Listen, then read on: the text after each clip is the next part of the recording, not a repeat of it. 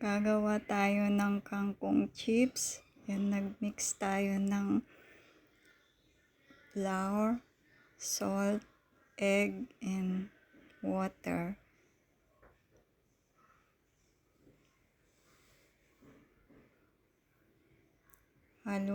Paghalu-haluin lang po natin. Yan po, inalu-halo po natin.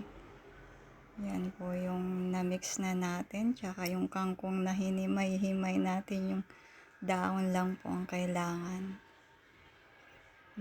Butit malalaki ang dahon ng kangkong.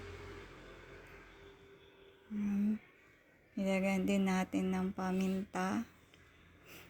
Nagpainit na po tayo ng mantika. Yan, mainit na po.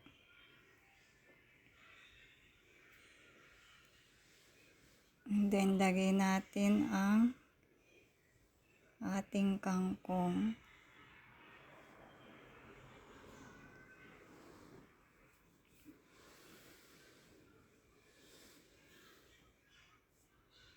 Pinipirito na natin ang ating kangkong. Binaligtad po natin.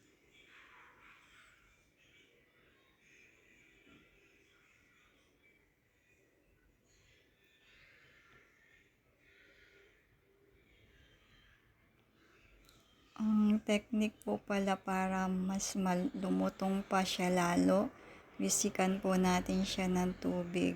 Kaso lang, matalsik po siya.